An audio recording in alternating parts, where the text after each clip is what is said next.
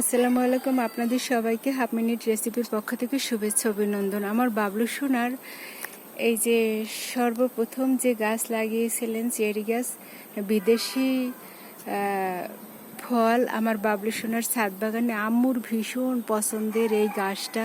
আম্মু এই গাছটাকে ধরতো, এই গাছের ফল খেত কাঁচা কাঁচা। আম্মুকে খুব মিস করছি। আম্মু এই ফুল ফল দেখলে আম্মু কতটাই না খুশি হতো। তো যখনই আম্মুর কথা মনে পড়ে তখন বুকের ভিতরে আসলে টনটন করে উঠে। তো আম্মুকে সবসময় মিস করি। আম্মুর কাছে শীঘ্রই যেতে চাই, আম্মুর কাছে থাকতে চাই, কথা বলতে চাই। আম্মু হচ্ছে আমার জানের জান, প্রাণের প্রাণ। আর এই গাছটাও আমার জানের জান, আমার প্রাণের প্রাণ। আমরা আসলে শুধু আমার বাবলু রেসিডেন্সে থাকি এই গাছপালার জন্য। আমার বাবলু সোনা সবসময় গাছপালার টেক কেয়ার করে, কারণ আম্মুর স্পর্শে যে গাছ আছে সে কোনো গাছ ফেলে দিবে না। আমরা একবার মনে করি না আর বাবলু রেসিডেন্সে আসবো না, কিছুদিন মায়ের রেসিডেন্সে গিয়ে বলি না এখানে থাকবো না, বাবলু রেসিডেন্সে যাই। কারণ হচ্ছে এই গাছপালা আমাদের টেনে নিয়ে আসে।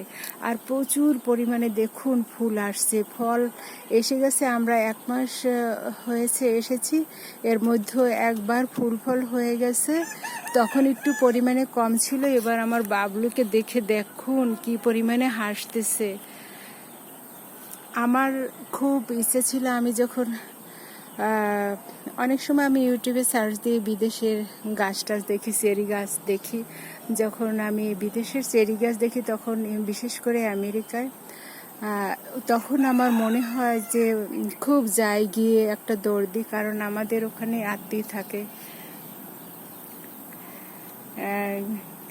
যার কারণে আমার খুব মন চাইতো যে না আমি একটু বিদেশ যাই, বিদেশে গিয়ে আমি একটু চেরি গাছের নিচ দিয়ে একটু দৌড় দিব। দেখুন আল্লাহ চাইলে সব কিছু হয়। সেই আল্লাহ আমার বাবলুর রেসিডেন্সে চেরি গাছ দিয়েছে। এখন আমি বাবলুকে বলেছি, বাবলু আমি একটু চেরি গাছের নিচ থেকে একটা দৌড় দিব, কিন্তু আমি শারীরিক ভাবে অসুস্থতা থাকার কারণে আমি আর দৌড়াদৌড়ি করলাম না। দেখুন গাছটা গোড়া থেকে মাথা পর্যন্ত সব ফুল আর ফুল। কিছুদিন আগে ফুল হয়েছিল, আমরা খেয়েছি, তবে বেশিরভাগ পাখিতে খেয়েছে। আর পাখিতে খুব পছন্দ করে। আর এই চেরি ফলটা আমার সাধু স্বামী সকালের খুব পছন্দ। আমার ময়নারা আর আমার আম্মু সোনা এই কাঁচা কাঁচা অবস্থা থেকেই তারা খাওয়া শুরু করে। আর যখন এই চেরি গাছ দেখে, আমার বাবলু সোনার রেসিডেন্সে থাকার একমাত্র কারণ হচ্ছে এই যে ফুলের গাছ, ফলের গাছ। আর এগুলো আম্মুর স্পর্শ থাকার কারণে আমার বাবলু সোনা এত বেশি টেক কেয়ার করে। আমরা যখন এসেছি 1 মাস আগে, তখন গাছপালাগুলো একদম দুমড়ে মুচড়ে গিয়েছিল।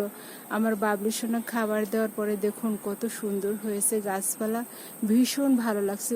প্রত্যেকটা ডগায় ডগায়, প্রত্যেকটা গাছের ডালে ডালে ফুল আর ফুল, ফুল আর ফুল। আল্লাহর কাছে চেয়েছিলাম যে, আমি আল্লাহর কাছেও চাইনি, আমি মন থেকে বলছি, আল্লাহর কাছে বলিনি যে আল্লাহ আমি একটু চেরি গাছের নিচে দৌড় দিব। আমি এমনিতেই বলছি হেসে হেসে আমি একটু চেরি গাছের নিচে দৌড় দিতে চাই। সেই চেরি গাছে কত ফুল দিয়ে আমার মনটা ভালো করে দিল। দেখেন কত ফুল আর এত সুন্দর স্মেল, আমার মন প্রাণ ভরে গেল। আমি আসলে ভীষণ অসুস্থ, তারপরও আল্লাহর রহমতে আমি এই গাছের কাছে আসায় আমি অনেকটা ভালো ফিল করছি। এই গাছে আমার মায়ের স্পর্শ, মায়ের ভালোবাসা। অতি শীঘ্রই আমি মায়ের কাছে যাব ইনশাআল্লাহ। মা আমাকে ডাকছে, মা আমাকে ছাড়া আর থাকতে পারে না। আমি আমি আম্মুকে ছাড়া থাকতে পারি না, আম্মু আমাকে ছাড়া থাকতে পারে না। কিন্তু আমার বাবলু সোনাকে নিয়ে খুব ভয় হয়, কারণ আমার বাবলু সোনার তো আল্লাহ ছাড়া আর কেউ নেই। আমি যদি মায়ের কাছে চলে যাই, আমার বাবলু সোনার তো আর কেউ থাকবে না। আমার বাবলু সোনাকে একটু কেউ ভাত সিদ্ধ করে দিবে না, দিলেও আমার বাবলু সোনা সেটা খেয়ে আসলে ভালো থাকতে পারবে না। আমি আমার বাবলু সোনা কাছে না থাকলে আমার বিরহে আমার বাবলু সোনা শেষ হয়ে যাবে। এজন্য আবার অনেক সময় বলি মায়ের কাছে গিয়ে আবার ফিরে আসবো, মায়ের কাছে থাকবো না, কিছুদিন থেকে আবার চলে আসবো। আসলে কি আমি আমার মায়ের কাছে না গিয়ে থাকতে পারি না, মায়ের জন্য এত বেশি খারাপ লাগে। আর আমি আর বাবলি সোনা অনেক বড়, কিন্তু আমরা দুজনে মা ছাড়া থাকতে পারি না। আমাদের যে কি একটা সমস্যা হলো, তাই আল্লাহর কাছে বলি, আল্লাহ মায়ের কাছে যেতে হলে দুজনেই যেন একত্রে গিয়ে মায়ের কাছে থাকতে পারি। আল্লাহর কুদরতের মাধ্যমে আমরা মায়ের কাছে থাকবো, এটাই আমাদের শেষ সিদ্ধান্ত। আর আম্মুর এই গাছপালা দেখতেছি, আম্মু আমাদের খুব ডাকে জানেন, আম্মু আমাকে এত বেশি ডাকে, আমি আসলে অস্থির হয়ে যায়। আম্মুর ডাক আমি শুনতে পাই।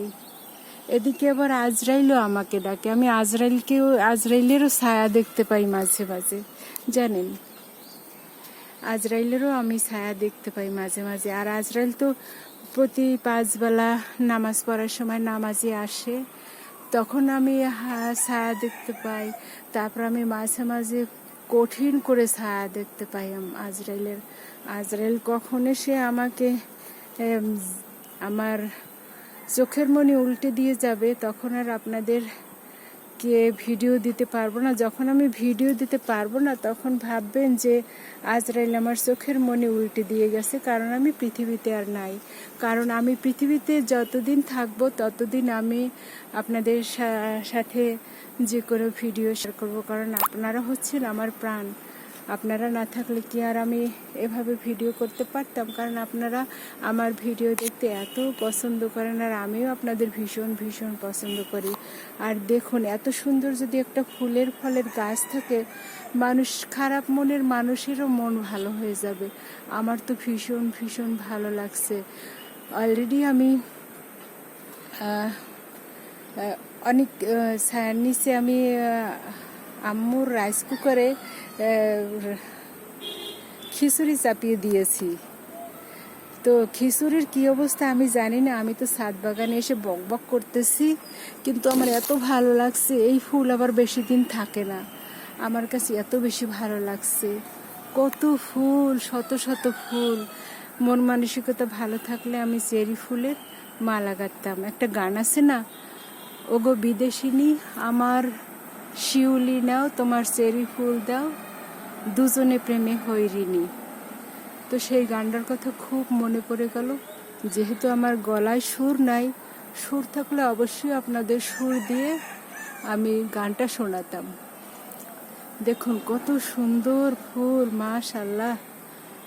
আল্লাহর কাছে অনেক কৃতজ্ঞ যে আল্লাহ গাছটাকে ফুলে ফলে পরিপূর্ণ করে দিয়েছে। যখন এসেছে আমি ভাবছি এ গাছ মনে হয় বাঁচবে না, কিন্তু আমার বাবলু সোনার হাতে জাদু আছে, আল্লাহর রহমত আছে, গাছগুলি সুন্দর হয়েছে। সবাই ভালো থাকবেন, সুস্থ থাকবেন। আল্লাহ হাফিজ।